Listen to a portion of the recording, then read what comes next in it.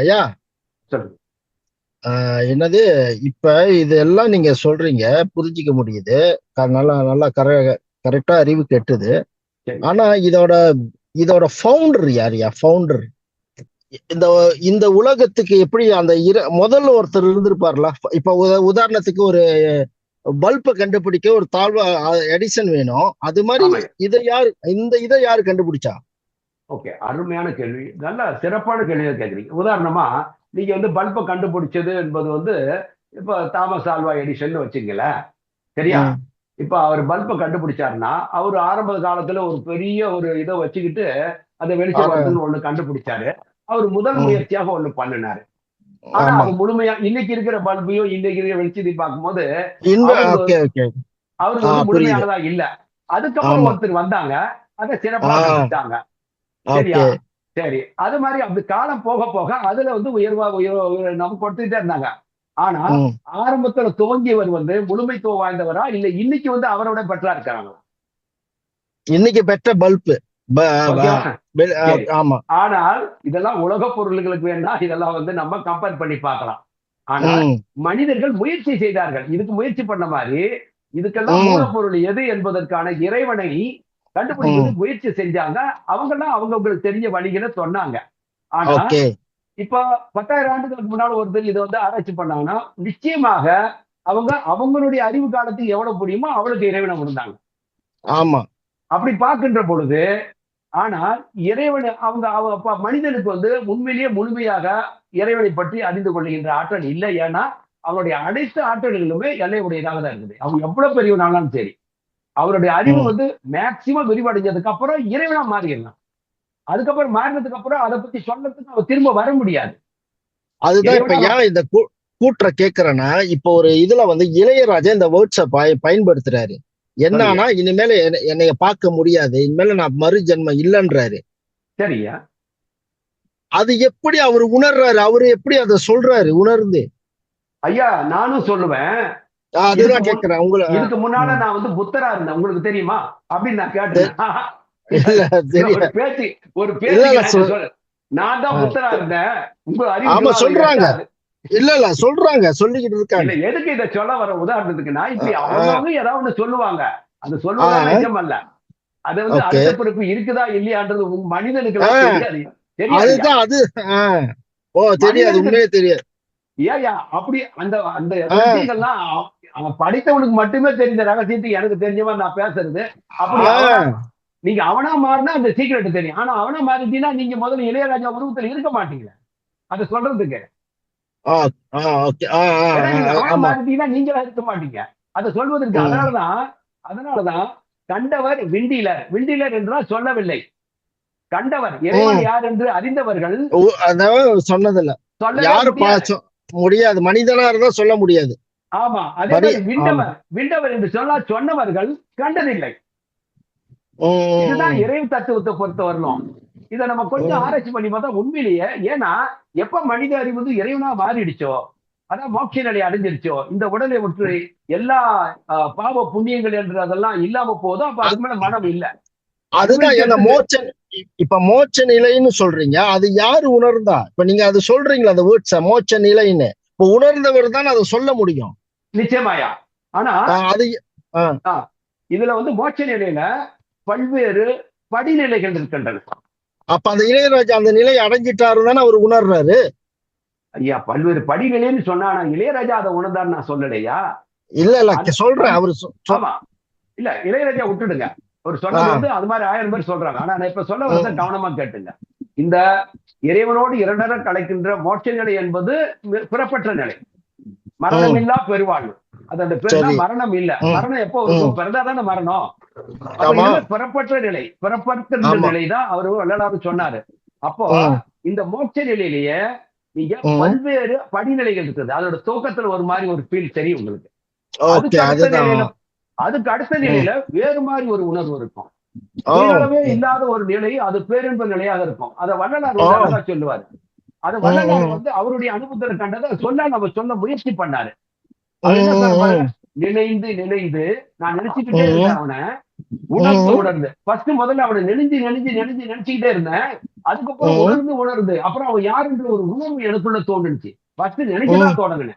அதை தொடர்ந்து ம், நினைச்சிட்டே இருக்கும்போது ஒரு உணர்வு வந்தது. அப்ப நினைந்து ம், நினைந்து உணர்ந்து உணர்ந்து நெகிழ்ந்து நெகிழ்ந்து இப்ப மனம் என்னாச்சா நெகிழ ஆரம்பிச்சிருச்சு. ஏன்னா உணர்வு வந்த ம், உடனே ஆஹா, அவன் எனக்குள்ள இருக்கிற அந்த உணர்வை ஃபீல் பண்ண முடியுது. அவன் தான் என்பது ம், இந்த உலகை கடந்த உணர்வை தாண்டி தனக்குள்ள இருக்க அவன் அப்போ அப்போ இது அவன் தானா. அப்போ நம்ம இவ்வளவு நாளா நான் என்னன்னு நினைச்சிட்டு இருந்தேன். ஒரு மனம் நெகிழ ஆரம்பிக்குது, உருக ஆரம்பிக்குது. அப்போ ம், மனம் நெகிழ ஆரம்பிக்கின்ற பொழுது ஊற்றலும் கண்ணீர் அதனால். அப்ப அந்த ஆனந்தம், இந்த கண்ணீர் என்பது ம், துக்கம் இல்ல. ஆனந்தத்திலையும் கண்ணீர் ம், வரல, சந்தோஷத்துல கண்ணீர் வரும் பாருங்க. அது ம், அது ஆனந்த அசுருன்னு பேரு சமஸ்கிருதத்துல. ம், ம், சோகாசுன்னா சோகத்துல வருது. அப்போ ம், ஊற்றலும் கண்ணீர் அதனால் உடம்பும் ம், நெய்து நனைந்து கண்ணீர் பெருகிட்டே ம், இருக்கும் அந்த ஆனந்த ம், நிலையில. ம், அப்போ வரும்போதே ஆஹா அருளகுதே நன்னிதியே ஞான நடத்தரசே என்று வணிந்து வணிந்து திரும்ப திரும்ப அவனை நினைச்சுக்கிட்டே இருந்தது. அப்படியே சொல்லிட்டே போவாரு. என்று வணிந்து வணிந்து ஏத்துதும் மரணமில்லா பெருவாழ்வு வாழ்ந்திடலாம் கண்டீர் அம்மின் உலகியலேது இங்க சிற்றவையில் பொருச்சவையில் பொற்சவையில் புகும் தருணம் இதுவே. அதனால இந்த புகும் தருணம் எதுன்னா இந்த மனித தேகத்துல வாழ்கின்ற இந்த மனித வாழ்வு. இந்த தருணம் மனித ம், வாழ்வை விட்டுட்டீங்கன்னா இந்த தருணம் மறுபடியும் கிடைக்காது. எங்க புகும் ம், தருணம்? அந்த பொற்சபையிலே. சிற்றபையிலே என்றால் அவன் இருக்கின்ற சபை. அது எங்க இருக்குன்னா ஆத்மாக்குள்ள இருக்குது, வெளியில எங்கேயும் ம். இல்ல. அப்ப இல்ல. எனக்கு நினைச்சு ம். நினைந்து மனதுக்குள்ள நினைச்சு நினைச்சு அந்த உணர்வு ஆ, என்பது அடுத்த கட்டத்துக்கு இன்டீரியரா போகுது. உணர்வு என்பது உள்ள அடுத்தது. உள்ள. ம், ஆமா ம், உள்ள அடுத்தது நிகழ்ச்சி என்பது அதையும் கடந்த ஒரு உணர்வு நிலை. அப்ப அந்த ம், மனதை எல்லாம் மனதனுடைய பல அடுக்களை கடந்து அந்த ஆன்மாவுக்குள்ள போகின்ற அந்த நிலைதான். அந்த உள்ளகனை ம், நுழைய தெரிஞ்சுக்கிட்டீங்கன்னா அதுதான் மோட்ச நிலை. மரணமில்லா ம், பெருவாழ்வு அதுதான் மரணமில்லா பெருவாழ்வு. அப்ப ம். எத்தனை நிலைகள் இருக்கு பாருங்க. இவரு சொன்னதுலயே எத்தனை படிநிலைகள் உணர்வு இருக்குது. ஓ, அப்போ ஆ, இதுலயே மிக முக்கியமான ஒன்று சமாதின்னு சொல்லுவாங்க. இததான் இந்த மோட்ச நிலையை ரெண்டு ம், நிலை சமாதி. நம்ம இதுல அஷ்டாங்க யோகத்துல நாம இன்னும் சமாதி நிலைக்கு போகல. அதுல ம், சமாதி நிலை என்பது இரண்டரை கலந்துறது. அதுல ரெண்டு ம், இருக்குது. ஒண்ணு சவி கல்ப சமாதி, இன்னொன்று ம், நிர்விகல்ப சமாதி. நிர்விகல்ப சமாதி, இன்னொன்னு சவி கல்ப சமாதி. சவி கல்ப ம், சமாதி என்றால் அப்படியே தெய்வம் இந்த நிலையில அப்படியே எவ்வளவு நேரம் நீங்க உட்காந்தீங்கன்னு தெரியல. முடிச்சு ம், பார்த்தா நீங்க ஒரு 3 மணி ஈவினிங் உட்காந்துருக்கீங்க. ஆனா ம், உங்களுக்கு தெரியவே இல்லை. அந்த பேருந்த நிலையில் அப்படியே மூழ்கி மூழ்கி இருந்தது. அப்புறம் அந்த இது ம், களைஞ்சு வெளியே வரீங்க ம், ஆனந்த நிலையில இருந்து.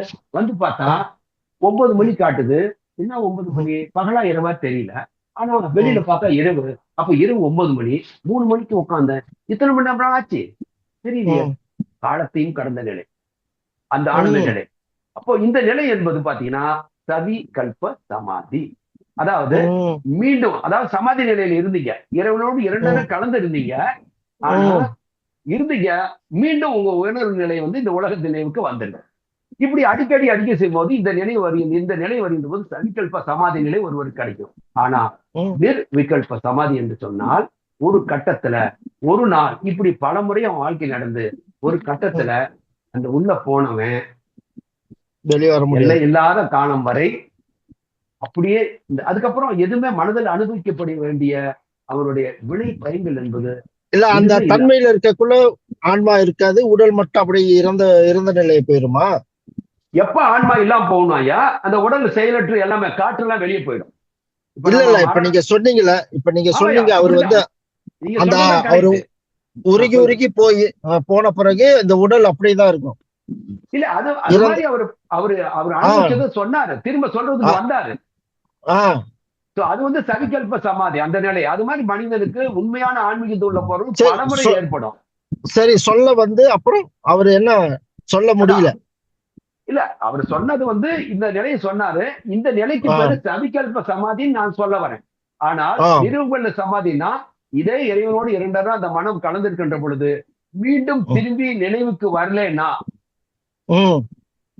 வரலன்னா இனிமே உங்க வாழ்க்கையில இந்த மனம் அனுபவிக்க வேண்டிய பழைய இன்ப துன்பங்கள் எதுவுமே பாக்கி இல்லாத நேரம் வரும்போது மட்டும்தான் அது நடக்கும். அப்படி வரும்போது அந்த மனமானது இல்லாமல் போனதுக்கு அப்புறம் இந்த ஆன்மாவானது இறைவனோடு இரண்டரை அப்படியே இந்த உடலை விட்டு வெளியில போய் இன்னொரு உடம்பை தேடாம இறைவனுடைய எங்கிருந்து தொடங்கியதோ படைப்பு அந்த மூலப்பொருளோடு அது இணைஞ்சிடும். அதான் இதை யார் கண்டுபிடிச்சா? இது நீங்க முதல்ல என்ன சொன்னீங்க, போனவரு வந்து சொன்னதில்ல அப்படின்ற போது இதை யார் சொன்னா? இதை யார் சொன்னாங்க அப்படின்னா, இப்ப ஆஹ் இந்த ரகசியத்தை உம் இந்த ரகசியம் ஏன்னா இப்ப வந்து பல பேர் பாக்குறாங்க. இப்போ உம் பல முறை வந்து நான் வந்து இப்ப இவரை பார்த்துங்க, ராமகிருஷ்ண பரமசூருடைய குருநாதர் இருக்கிறார். அவருடைய பேர் உம் வந்து தோத்தாபுரி. ஓகே. அவர் வந்து 300 ஆண்டுகள் இந்த தேகத்தோட வாழ்ந்தவர். யாருடைய குரு? இந்த ராமகிருஷ்ண ராம பரமஹம்சர். ராம ஆமா. இப்போ ஒருத்தர் வந்து பலமுறை இந்த ஆனந்தத்துல வந்து அனுபவிக்கிறத நாம பாக்குறோம். அப்படி வச்சுக்க, இப்ப உம் வந்து ஒரு குருநாதர் இருக்காரு. உம் ஒரு முறை திரும்ப அவர் வந்து மறுபடியும் இந்த நிலைக்கு வரல. ஏன்னா உம் பலமுறை தெரியுது அவர் வந்து ஆன்மீக இந்த பேரானந்த நிலையில இருக்கிறதா தெரியுது. அது வேற ஒரு மயக்க நிலை இல்லை என்பது நமக்கு தெரியும். அப்போ உம் அவர் திரும்ப வரல அப்படின்னா அதுதான் அந்த நிரந்தரமான அந்த சமாதி நிலை என்பது நம்ம மெய்ஞானிகள் கண்டுபிடிச்சிருக்காங்க. ஆனால் ஆனாலும் இந்த ரகசியத்தையும் இந்த உணர்வுகளையும் இந்த விஷயங்களை மனிதனால சொல்ல முடியுமா என்றுதான் இங்கேயும் ஒரு சந்தேகம் வரும். அவர் உண்மையிலேயே அந்த நிலை தான் அடைஞ்சாரா, இல்ல சாதாரண ஆஹ் செத்து போன மாதிரி செத்து போயிட்டாரா? ஏன்னா ஆமா எல்லாருக்கும் ஒரு மரணம் என்ற ஒன்று இருக்கிறது. அப்ப இவர் ஆமா. சாதாரணமா செத்து போன மாதிரி செத்து போனாரா, இல்ல உண்மையிலேயே அந்த ஆஹ் ஆன்மீக பெருநிலையில் இருக்கும் போது அது வந்து இல்லாம ஆஹ் போனதா? இந்த கேள்விக்கு யார் பதில் சொல்லுவாங்க? ஏன்னா அவர் யாரு திரும்பி இல்லையா? வர முடியாது. நீங்க தான் முதல்ல சொல்லிட்டீங்களே. அப்ப இதை யாராவது சொல்லிதானே ஆகணும். ஆமா, அதுதான். இல்லைன்னா மனிதன் எப்படி அது முயற்சியில் இறங்குவான்? ஆமா. அப்ப அப்ப இந்த ரகசியம், இந்த நிலைக்கு அப்புறம் இருக்கிற ரகசியம் யாருக்கு தெரியுங்க? இறைவனுக்கு மட்டும்தான் தெரியும். உண்மையா பொய்யா? சரி. ஆமா. அப்போ இப்ப நம்ம ஒரு குரு பூஜையில மந்திரம் சொல்றோம்ல, பல முறை கேட்டிருக்கிறோம். குரு பிரம்மா, குரு குரு விஷ்ணு, விஷ்ணு குரு தேவோ குருதேவ். மகேஸ்வர, குருரேவ பரமா பிரம்மா தஸ்மை ஸ்ரீ குரவே நமகன்னு சொல்றோமே. ஐயா வழி பார்த்து போயிட்டு இருக்கு, பரவாயில்லையா? எனக்கு பரவாயில்ல, மத்தவங்க கேளுங்க. சரி, நீங்க வெளியே போறவங்கன்னா வெளியே போடுங்க, தர்ம சங்கடமா இருக்காதீங்க. ஏன்னா ஐயா வந்து ஆர்வமா இருக்காரு. அதனால ஆனாலும் அந்த முறை என்னன்னா, நான் குறிப்பிட்ட நேரத்துக்குள்ளார நம்ம வந்து இப்ப வந்து 52 இன்னொரு 8 நிமிஷம் நான் வந்து சொல்லிடுறேன். இன்னும் 8 நிமிஷம் மட்டும், அதுக்குள்ள சில விஷயத்த புரிய வைக்கிறேன். இப்போ சொல்லுங்க என்ன பேசுங்க, நல்ல சப்ஜெக்ட். செல்வன் பேசுறேன். ஓகே, நமஸ்காரம். பேரே தெரியலையே. ஓ, BNK. ஓகே, சரி, செல்வம். சரியா? அப்போ இப்ப இறைவனை பற்றி இப்ப இறைவனுக்குள்ளாரு போயாச்சு இவரு, இல்லையா? உண்மையிலேயே அந்த இது போனவர். ஆனா அவருக்குள்ள போனாரா இல்லையான்றது மனிதர்களால சொல்ல முடியாது. அதான் இறைவனால மட்டும் சொல்ல முடியும். சொல்ல முடியுமா இல்லையா? அப்ப இறைவனு சொல்லணும் அப்படின்னா ஆகாயத்தில் இருந்தா சொல்லுவாரு? சொல்ல முடியாது. உங்க முன்னால வந்து நான் தான் இறைவன் சொன்னா நீங்க நம்புவீங்களா? நம்ப மாட்டீங்க. நம்ப மாட்டீங்க. ஆனாலும் இந்த பிரபஞ்சத்துல படைத்ததெல்லாம் அவர்தான் என்று சொன்னால் அவரை அடைவதற்கான வழி என்ன என்பது மனித அறிவுக்கு தெரியாது. நல்லா புரிஞ்சுக்கங்க. அவரை அடையணுன்றது வந்து, ஏன்னா மனிதனுடைய அறிவு எல்லை என்பது மிக குறைந்ததுன்னு சொல்றேன். எந்த ஒரு விஷயத்தையுமே ஒரு எல்லைக்கு மேல புரிஞ்சுக்கவே முடியாது. அதோட ஸ்டக் ஆயிடும். அப்போ இந்த பிரபஞ்சத்தை படைத்த அந்த பேரறிவு ஆற்றலை, இது சிற்றறிவு, அதுபோல எத்தனை சிற்றறிவுகள் இந்த பிரபஞ்சத்துல படைக்கப்பட்டிருந்தது, மனித அறிவுகள். அப்ப அது முழுமையான அறிவை அறிந்து கொள்ள முடியாது. ஆனால் அந்த முழுமையான அறிவோடு கலந்தே ஆக வேண்டும். அதுதான் இந்த ஜீவ பிரயாணத்தினுடைய முடிவு புள்ளியின் போது இப்ப மனிதர்கள் அந்த நிலையை அடையணும்னா அது யாராலும் சொல்லிக் கொடுக்க முடியாது. அப்போ ஏனென்றால் இந்த ரகசியம் படைத்தவனுக்கு மட்டும்தான் தெரியும். படைத்ததெல்லாம் எப்படி உள்ளே வரணும். உண்மையா பொய்யா? ஆமா. அப்ப ஒரே ஒரு ஆப்ஷன் இருக்கு. ஏன்னா அவனே படைத்தான். அது ஓரறிவுடையது வந்து அறிவு வளர்ச்சி பெற்று மனித வடிவத்தையும் அவனே கொடுத்தான். இந்த மனித வடிவத்திலிருந்து அது எப்படி வர வேண்டும் என்பதையும், வர வேண்டும் தன்னிடத்தில் வந்து சேர வேண்டும் என்பதையும் அவனே தான் சொல்லி தந்தாத வேண்டும்.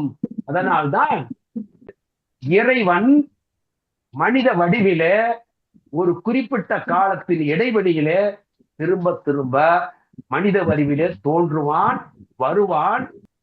யாருக்கு தகுதி உடையதோ அவனுக்கு தாங்க தெரியும். ஆனா நான் நம்பவே மாட்டேன் அப்படின்னா வேற ஆப்ஷனும் கிடையாது மனிதர்கள். ஆனா அனுபவிக்க தெரியுது, அனுபவித்தல் தெரியுதுல்ல. இப்படி போகும்போது இந்த நிலை வருது. இந்த நிலை முற்றினால் நிச்சயமாக அந்த நிலைதான் என்பது அறிவு ஒத்துக்கொள்ள வேண்டும் என்றால், அனுபவித்து தெரிவு கொள்ள வென்றால் அப்புறம் யார் சொல்லுவாங்க? மனிதனுக்கு நேரடியாக வருகின்றவனை நீங்க முதல்ல புரிஞ்சிக்க முடியாது இவன் இறைவன் என்று. ஆனால் வருவான், அவன் சொல்லி கொடுப்பான். அதை அப்படிதான் இந்த உலகம் வந்து போய்கிட்டே இருக்குது ஆன்மீக உலகத்துல அவனுடைய ரகசியத்தை. அதனாலதான் என்ன சொல்றாங்க, பிரம்மேவ குரு ரேக்க நாப்பராஹா. என்ன சொல்லுதுன்னா, பிரம்மமே உனக்கு குருவாக வருவார் மனிதர்களுக்கு, இரண்டாவதா ஒருவர் அந்த குருவாக இருக்கவே முடியாது. குரு என்பவர் இறைவனை காட்டுகின்றவர். இறைவனை காட்டுகின்றவர் குருவின் வடிவிலே அவர் வருவார். ஆனால் அவர் இறைவன் தான் என்று சொல்ல மாட்டார். ஆனா அந்த ஏற்குகின்ற ஒருவன் குருவை தேடுவான். ஆனா அந்த இறைவனை அவனுக்கு குருவாக வந்து அந்த ரகசியத்தை போதிப்பார். இதுதான் காலம் முழுதா அவர் வந்து நான் இறைவன் வந்துட்டேன் அப்படின்னு உலகத்துக்கு பிரகடனப்படுத்ததாக வரலாறு இருக்கா? பைபிள்ல சொல்றாங்க என்னைக்காச்சும் அந்த வானத்தை பிளந்து வருவாருன்றாங்களா? சரி, வந்துட்டாரா? எத்தனை ஆயிரம் ஆண்டுகளா சொல்லிட்டு இருக்கிறாங்க சார். நீங்க பைபிள்லாம் மேற்கோள் காட்டுறீங்க, அப்புறம் எப்படி நம்பாம இருக்க முடியும்? ஐயா, நான் என்ன கேக்குறேன்னா, நீங்க பைபிளை காட்டுங்க, குரானை காட்டுங்க. நான் என்ன சொல்றேன்னா, ஜீசஸ் வந்து ஆகாயத்தில் இருந்து சொல்லல, ஆனா சீடர்கள் சொல்றாங்க. இப்ப நான் வந்து ஒரு மதத்தை குறை சொல்வதாக இல்லை, ஆனா நீங்க நம்ம அறிவுக்கு ஒப்பிட்டுப்பாங்க. ஆனா இப்ப இறைவன் வருவார் வருவார் வருவார்னு சொல்லிட்டு ஏறத்தாழ இந்த ஆண்டுகளை குறிப்பிடுறது இயேசுக்கு பின், கிறிஸ்துவுக்கு பின், கிறிஸ்துவுக்கு முன்னுதான். அப்படி பார்த்தா இப்ப இந்த 2024 என்பது 25 என்பது கிறிஸ்துவுக்கு பின்னு, கிறிஸ்துக்கு பின்ன. அப்ப 2025 வருஷமாக வருவார் வருவார்னு சொன்னவங்க எல்லாம் செத்து போயிட்டே இருக்கிறாங்க. ஏன்னா அவங்க அதிகபட்சம் 60 வருஷம் 50 வருஷம் தான், ஆனா சொல்லிட்டே தான் இருக்கிறாங்க. ஆனா வந்தாரா இல்லையான்னு யாருக்கு தெரியும் கேக்குறாங்க. அதே மாதிரிதான் கிருஷ்ணன் வருவாருன்றாங்க கலியுகத்துல. சரி, அதுவும் பொய்யா? சரி சொல்றாங்க இல்ல. ஆனா இப்ப நான் என்ன கேக்குறேன்னா, இந்த இதுல சொல்றாருல்ல, கிருஷ்ணர் சொன்ன விஷயத்தெல்லாம் பகவத்கீதையில படிச்சா தெரியும், அதே பைபிள்ல சொன்ன விஷயத்துல படிச்சா தெரியும். இப்ப ரெண்டையும் கம்பேர் பண்ணி பார்க்கும்போது எது உண்மையிலேயே அறிவுபூர்வமான ஆன்மீக விஷயங்களை சொல்லுதுன்றத நம்ம ஓரளவுக்கு புரிஞ்சுக்க முடியும். இப்ப இதே கிருஷ்ணர் இங்க ஜீசஸ் வந்து நேரடியாக சொன்ன எந்த வார்த்தைகளும் பைபிள்ல இல்ல. ஆனா அவரு சொன்னதாக இங்க வந்து சீடர்கள் எல்லாம பல சீடர்கள் எழுதுறாங்க இல்லையா? ஆனா மகாபாரத காலத்துல அவரு எத்தனை ஆண்டுகள், ஜீசஸ் வந்து எப்ப தோன்றினாரு, எத்தனை ஆண்டு காலம் மனிதர்களோட வாழ்ந்தாரு அப்படின்றதுக்கான, ஏன்னா அவர் குறிப்பிட்ட இளமை வயதிலேயே அவரை கொடுமைப்படுத்தி சிலுவையில வந்து அறைந்த பொழுது அவர் 3 நாள் அவர் இறந்து போயிட்ட அந்த கல்லறையில வந்து ரத்த கலரியோடு அவங்க போய் அந்த சிலுவையில இருந்து பதிச்சதுக்கு அப்புறம் அப்பனா கல்லை போட்டு கல்லறையில மூடுவாங்க. இப்ப இருக்கிற ப்ராசஸ் எல்லாம் இல்ல. ஆனா 3வது நாள் அவர் வந்து உயிர் தெழுந்தார் அப்படின்றதும், ஆனா உயிர் தெழுந்தவர் யாரெல்லாம் எதிர்த்து வராங்களோ அவங்களும் அழிக்கப்பட வேண்டும். ஏன்னா அந்த ஆற்றல் அதர்மம் என்று சொன்னால் அதர்மத்தை அழித்தாக வேண்டிய ஆற்றல் அவனிடத்துல இருக்குது. அதுக்காக தான் நீ வந்த. அப்ப எதுக்கு வந்த? மறுபடியும் 3வது நாள் எழுந்துச்சேன்னு சொல்ற. எங்க போன? மறுபடியும் இந்த மக்களை அனாதையா விட்டுட்டு போயிட்டா மறுபடியும் வருவாரு. இதை நான் என்ன இப்ப மறுபடியும் சொல்றேன், குறை சொல்ல, ஆனா அறிவால யோசிச்சு பண்ணி பார்க்கணும். ஆகவே நீங்க பைபிளை கோட் பண்ணி கடவுள் வருவார்னு சொன்னா எனக்கு நடக்க போறது இல்ல. ஆனால் கடவுள் வருவது என்பது உண்மை. ஆனால் வருகின்ற பொழுது எதுக்காக வரணும், யாருக்காக வரணும் அப்படின்னா 2 விஷயத்துக்கு. இந்த படைக்கப்பட்ட உயிர்கள், மனித உயிர்களும் சரி பல உயிர்களும் இந்த மனிதர்களாலேயே துன்புறுத்தப்படுகின்ற பொழுது, ஏன்னா அவன் மனுஷனா வாழல, மனுஷனா பிறந்ததே மறுபடியும் பகவான் அடையறதுக்காக ஒரே தகுதிக்காக தான் அந்த மனித பிறப்பே வந்து மனித உடலமைப்பே அந்த படைத்தவன் தருகின்றான் அறிவு வளர்ச்சி பெற்று. அதை விட்டுட்டு நீ அடுத்தது இறைவனை அடைவதற்கான முயற்சி செய்யாம இவனுக்கு கீழே இருக்கிற உயிர்கள் எல்லாம் கொடுமைப்படுத்துவதும் சுரண்டல் செல்லி எல்லாத்தையும் இன்னொருத்துக்கு போறவனை நீ புடுங்கி வச்சுக்கிறதுன்ற அதர்மம் என்பது உச்சக்கட்டத்துக்கின்ற பொழுது, மனித அறிவினால் இதை வெல்ல முடியாத பொழுது அவன் படைத்த உயிர்களை இன்னொரு உயிர் வதைப்பதை பார்த்து கொண்டிருப்பானா? ஒரு கேள்வி. இது வர முதல் கேள்வி. 2வது, இந்த இறை நாட்ட முடிப்பு நீங்க கேட்டீங்கல்ல, இறை நாட்ட முடிவுகள்னா அப்படி ஒரு அளவுக்கு வந்து ஆன்மீக இதெல்லாம் பாக்குறாரு. இதே அந்த வள்ளலார் எடுத்துங்க, அவருக்கு வந்து இந்த இன்பம் எல்லாம் கிடைக்குது. ஆனா அவரே சொன்னாரு, இது இப்ப வந்து அந்த இறைவன் மனித வடிவில் வரப்போகின்றான் என்று சொன்னார். நான் ஏற்கனவே படிச்சு காமிச்சேன். இங்க படிச்சு காமிச்சேன்னா அவருடைய 6ஆம் திருமுறையில தனித்தலைமை பெரும்பதி வருகின்ற தருணம் என்று டைட்டில் போட்டு, இப்ப வரப்போகின்ற அந்த கடவுள் இதற்கு முந்தைய எத்தனை வரியில வந்தார்களோ அதை நீங்க படிச்சு பாருங்க. 6ஆம் திருமுறையில் இருக்குது. அவருக்கு தெரியுது வரப்போறாருன்னு. ஆனாலும் அவர் வந்து வரப்போகின்ற முன்னறிவிப்பு சொல்லிட்டு நான் என்ன பெற்றனோ அதை நீங்களும் பெறுவீர்கள் என்று சொல்றாரு. அதே அந்த இதை ஏற்கனவே நான் வந்து பல இடத்துல நான் படிச்சு காமிச்சிருக்கேன். இந்த புக்கை நீங்க ரெஃபர் பண்ணுங்க. அவருக்கு தெரியுது வர போறாருன்ட்டு. ஆனா எத்தனை பேருக்கு தெரிஞ்சது? அவருக்கு தெரிஞ்சது. அதுபோல அந்த தெரிந்து கொள்ளுகின்ற தகுதி உடைய ஆன்மாக்களுக்கு அவர் வருகின்ற காலத்திலே அவர் வருவதற்கு முன்னாடியும் அறிவிப்பு செய்வார். வந்ததுக்கு அப்புறமும் அந்த தகுதி உடையவர்களுக்கு மட்டுமே தன்னை யார் என்று காட்டுவார். இது இன்னொரு பகுதி. அதாவது பக்தர்கள் எல்லா இடத்துலயும் இருக்கான்னு சொல்றாங்க. எனக்குள்ளயும் இருக்க, உனக்குள்ளயும் இருக்க. எனக்குள்ள நீ இருக்கிறது நான் உணர்றேன், நீதான் எனக்குள்ள இருக்குன்னு தெரியுது.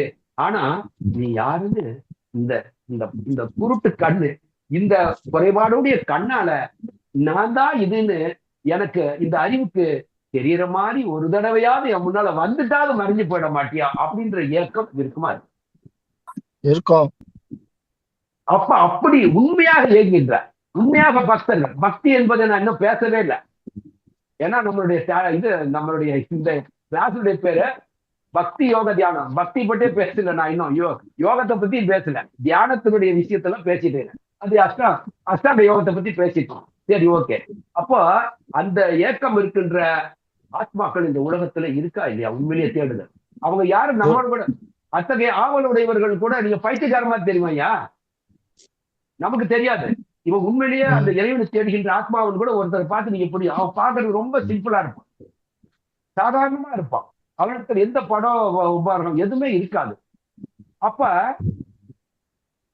இறைவனை தான் அடையணும் ஒரு ஆத்மா இருக்கும் பொழுது நியாயமான ஒரு ஆசை. அவன் என் பாவத்தை எடுத்துக்கிட்டு கேட்கல, இந்த கண்ணால பார்த்து ஒரு திருப்தி அடையிற மாதிரி என் கண்ணு முன்னால வந்துட்டு அப்புறமாவது நீ மறைஞ்சு போயிலையா, ஒரு முறை பார்த்துட்டேன்னா அதோடு இந்த தேகம் என்னை விட்டு போயிட்டும், வேற ஆசைகள் ஒண்ணு கூட என்கிட்ட எக்ஸ்ட்ரா இல்லைன்ற உண்மையிலேயே அந்த எதையும் பாவம்.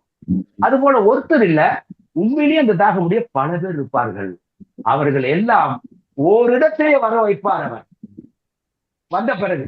ஆனால் அவர்களுக்கு மட்டுமே புரியும். அப்படி இந்த உலகத்தில் நடைபெற்று கொண்டுதான் இருக்கிறது. நீங்க அவரை வருவாரு போவாருன்னா இப்ப பேச முடியாது. அவன் தெரிவிப்பார். அதைத்தான் சொல்றது. பகவத்கீதை பத்தி நீங்க பேசுறீங்க, ஆனால் பகவத்கீதையிலையும் கலப்பு இருக்கிறது. அந்த சுலோகங்கள் கலப்பு. அந்த சுலோகங்கள்ல அதுதான் எனக்கு பிடிக்குது. இல்லையா நான் சொல்லிடுறேன், டைம் தாண்டிடுச்சு. ஏன்னா இது முடிச்சிருங்க. இந்த வகுப்பு நம்ம ஏதோ முடிக்கலாம். ஆனா இந்த இறைவன் திரும்ப வருவான் என்பதற்கான அந்த இதை பத்தி நம்ம பேசணும். இதை தொடர்ந்து உண்மையிலேயே அது வருவதற்கான ஆதாரங்களையும் வந்தால் என்ன நடக்கும் என்பதையும் நம்ம இன்னொரு வகுப்புல வச்சுக்கணும். சரியா? பகவத்கீதை முடிங்கயா? சரி. இப்ப பகவத்கீதையில எழுதப்பட்ட சுலோகங்கள் எல்லாமே கலப்படம் இருக்குன்றது முதல்ல நீங்க புரிஞ்சுக்கணும். என்னன்னா, இப்ப இறைவன் இந்த உலகத்தை படைக்கிறார் இல்லையா? இப்ப படைக்கின்ற பொழுது எல்லா தோற்றங்கள் வேறா இருக்குது. தாவரம் ஒண்ணு இருக்கு, அதுல உயர்ந்த அறிவுடையது மனிதர்கள் இருக்கிறாங்க. தோற்றம் தான் வேறு. இந்த தோற்றத்துக்குள்ள இருக்கிற மனதினுடைய முன்னேற்றம் வேறாக இருக்கிறது. ஆனால் அந்த மனதையும் இந்த தோற்றத்துடைய உடைம்பையும் இயக்குகின்ற பேராற்றலாக இருப்பது ஆன்மா. இந்த ஆன்மாவினுடைய அளவிலே சிறிதும் வித்தியாசம் கிடையாது. அந்த ஆன்மாவிலிருந்து மனத்தினுடைய வளர்ச்சி மட்டுமே வித்தியாசப்படுகிறது. அதே தாவரத்துக்குள்ள இருந்த அதே ஆன்மா, ஆனால் அதனுடைய மனமானது மிகவும் முன்னேற்றம் அடையாததா இருந்தது. அப்ப மனம் பெருசாகி அதே ஆன்மா தான் உள்ள இருக்குது. மனிதன் என்ற நிலை வந்ததுக்கு அப்புறம் மனம் மிகப்பெரிய ஒரு வளர்ச்சி அடைந்து அந்த மனதையும் வைக்கின்ற ஆன்மா வடிவிலே அவன் தான் உள்ள இருக்கிறான். அப்ப நீங்க அகத்திலே போய் அதே ஆன்மாவுக்குள்ள போகணுன்றது அந்த ஆத்மா கூடவே தான் வந்துட்டு இருக்குது. அப்படி வருகின்ற பொழுதுல இப்ப இறைவனுடைய படைப்புல இவன் கடவுளை தெரிஞ்சுக்கிறது தகுதி உடையவன். இந்த மனுஷன் கடவுளை தெரிஞ்சுக்கிறதுக்கு தகுதி இல்லாதவன் சொல்லி கடவுள் சொல்லுவாரா? இல்லையா? வாய்ப்பே. நீ உயர்ந்தவன், நீ இதை மட்டும்தான் செய்வதற்காக வாழ்ந்தவன் என்று அங்கே இனத்தின் பெயரால் பிரிவினை உண்டாக்கி நீ வயிற்றிலிருந்து வந்த, நீ காலிலிருந்து வந்த, நீ என் கையிலிருந்து வந்த, இப்படி எல்லாம் இறைவன் சொல்லுவானா? ஒரு தகப்பன் தான் பெற்ற குழந்தைகளை நீ முடவன் என்றோ அல்லது நீ கண்ணு தெரியாதவன் என்றோ ஒரு தாய் பெற்றெடுத்த தாயோ தகப்பனோ தன்னுடைய குழந்தையை பார்த்து சொல்ல முடியுமா? இது மனிதர்களுக்கே இந்த இலக்கணம் பொருந்தாது என்ற பொழுது இறைவன் படைத்த உயிர்களிலே வேற்றுமையை காட்டுபவன் இறைவனா? இல்ல. ஆனால் அதே பகவத்கீதையில தெளிவான விஷயங்கள் இறைவனால் சொல்லப்பட்டது. ஆனால் அதிலே கலப்படத்தை புகுத்தியவர்கள் இந்த பகவத்கீதையை, ஏன்னா அதெல்லாம் சமஸ்கிருதத்துல எழுதணும். சமஸ்கிருதத்தை இன்னைக்கு பேசுறவங்க எல்லாருமே ஆரியர்கள் தான். இங்கேயும் நான் எழுத்த குற்றம் சொல்றேன். ஆனாலும் எழுதுனவங்க அப்படி பண்ணி வச்சிருக்காங்க. அதுலயும் இந்த சுலோகம்லாம் இருக்குது, இந்த சுலோகங்கள் இருக்குது. இங்க இருந்து வந்தவன் அவன் சூத்திரன், இங்க இருந்து வந்தவன். அதுதான் கேட்கிறேன். அப்ப நான் இதை எதுக்கு சொல்ல வந்தேன்னா, இந்த பகவத்கீதையில் கலப்படங்கள் இருக்குது. அறிவுபூர்வமாக இல்ல இங்க தவறு இருக்குன்னு புரிஞ்சுக்கிட்டு சரியான விஷயங்களை தெரிஞ்சுக்கிட்டீங்கன்னா அங்க சொல்லப்பட்டது அத்தனையும் இறைவனுடைய வார்த்தை என்பதை புரிந்து கொள்வீர்கள். அதனாலதான் அவர் சொன்னார், ஒரு குறிப்பிட்ட கால இடைவெளியிலே வந்து கொண்டே இருப்பார். அதே இப்போ கிருஷ்ணரை நம்ம எடுத்துக்கொள்வோம். கிருஷ்ணர் வந்ததுடைய காலம் 3500 ஆண்டு காலம் அதிகபட்சம். ஏன்னா அவருடைய அந்த துவாரகா அவருடைய அரண்மனை அவர் வாழ்ந்த இதையும் அந்த காலகட்டத்தை வச்சு பார்க்கும்போது அந்த அரண்மனை அந்த கிருஷ்ணருடைய இதை வாழ்ந்த இடம் என்பதும் அந்த துவாரகா என்பது எங்க இருந்ததோ அந்த அரண்மனை எங்க இருந்ததோ அந்த இடம் எல்லாம் கடல்ல மூழ்கி இருப்பதை இப்ப கண்டுபிடிச்சிருக்காங்க. அரண்மனையே கடலுக்குள்ள இருக்கிறத கண்டுபிடிச்சிட்டாங்க. பாத்தீங்கல்ல, எல்லாம் வீடியோலயே வந்துருச்சு. அப்போ வாழ்ந்த ஒரு மனிதனாகவே அவர் வந்தாரு. ஆனா அவர் வந்த காலத்துல அவரு எல்லா ரகசியங்களும் பகவத்கீதையில சொல்லப்பட்டிருக்கு. என்ன செய்யணும், என்னென்ன இப்ப நாம என்னென்ன பேசுறோமோ இறைவனை உணர வேண்டும் என்றால் என்னென்ன செய்யணும் என்பதும் அத்தனை விஷயங்களும் அதுல தெளிவாக சொல்லப்பட்டிருக்கிறது. ஒரு சில இடங்கள்ல இவங்க சில விஷயங்களை புகுத்தி இருக்கிறாங்க. ஆகவே அவர் சொன்னாரு, என்ன சொன்னாருங்க?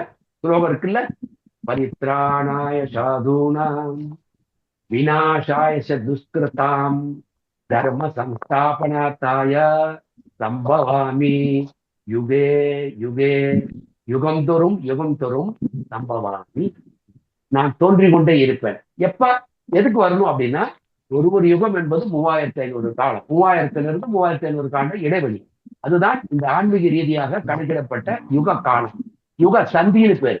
இந்த யுக சந்தி என்பது எப்ப ஏற்படுதுன்னா, மனிதர்கள் எல்லா உயிர்களும் சந்தோஷமாக வாழ்கின்ற காலம் போய் இதெல்லாம் ஆளுகின்றவன் அடக்குகின்றவனாக மனிதர்களே யாரேனும் தலை தூக்கி அனைத்தையுமே எங்கேயுமே ஒரு நேர்மையோ தர்மமோ இங்க ஒரு பண்பாடோ கலாச்சாரமோ இல்லாத அளவுக்கு தலைகீழாக மாறுகின்ற பொழுது அவர்கள் தான் அதர்மவாதிகள் தான் இந்த உயிர்களுக்கெல்லாம் தலைவனாகவும் இங்க ஆளுகின்றவனாக ஆகின்ற பொழுது மனித உயிர்களால் நல்லோர்களால் அவங்களை எதிர்த்து போராட முடியாத ஒரு கட்டம் ஏற்படுகின்ற பொழுது, மனித ஆற்றலால் முடியாத பொழுது இந்த உயிர்கள் எல்லாம் படைத்த அவனே அதை மறுபடியும் அவனுக்கு தான் பொறுப்பு இருக்கு.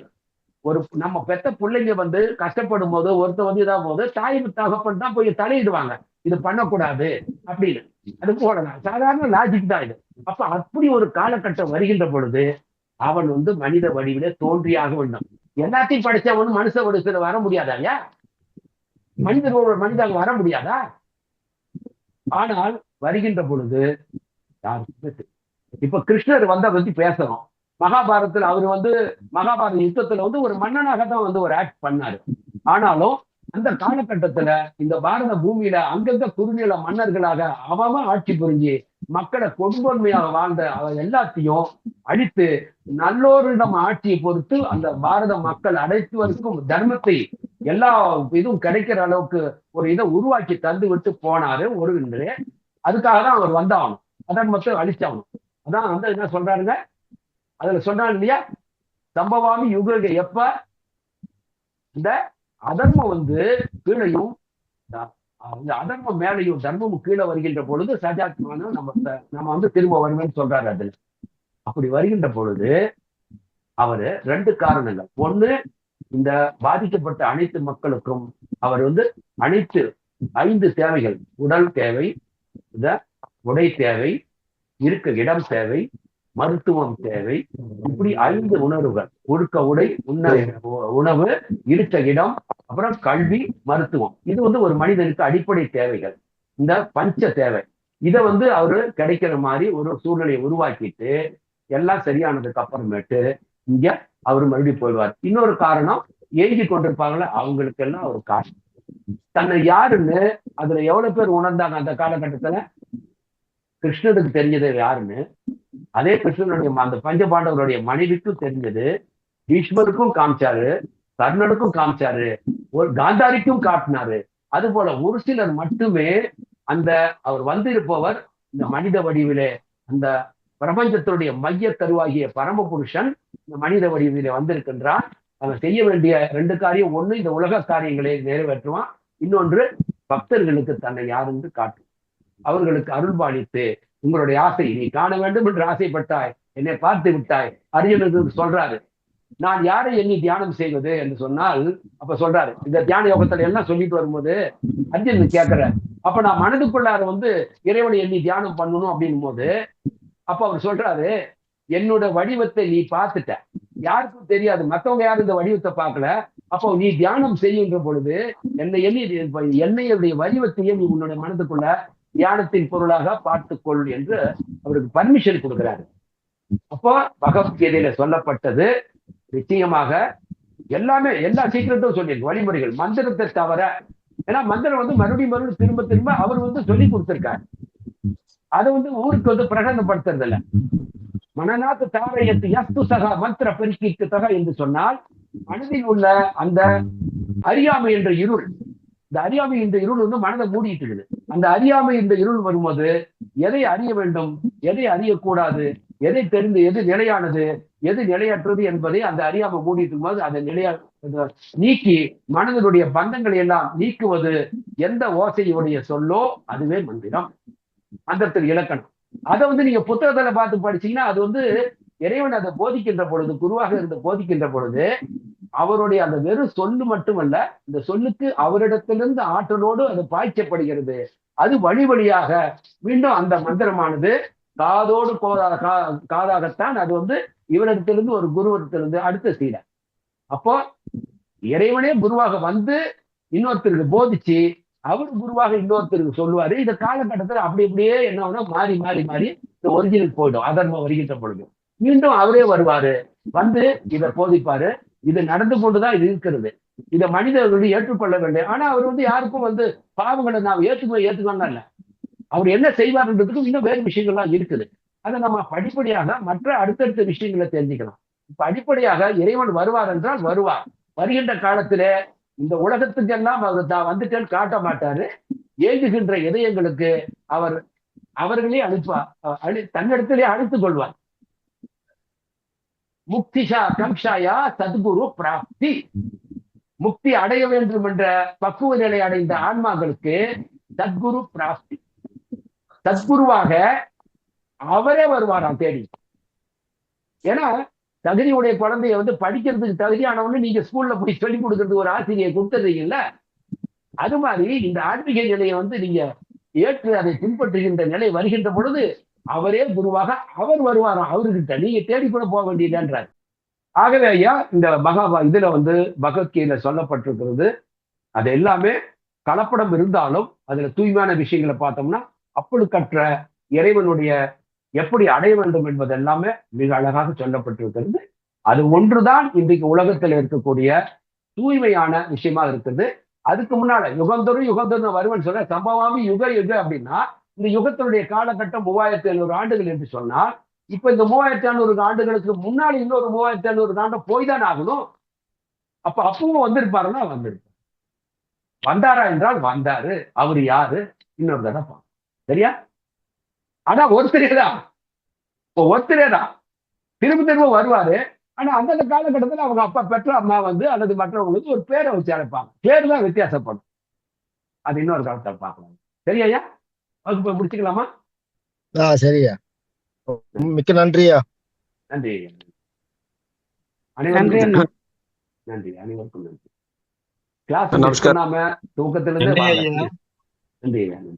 அருமையான வணக்கம். சரியா, சரி, நன்றி. நமஸ்காரம். நமஸ்காரம். அனைவருக்கும் நமஸ்காரம்.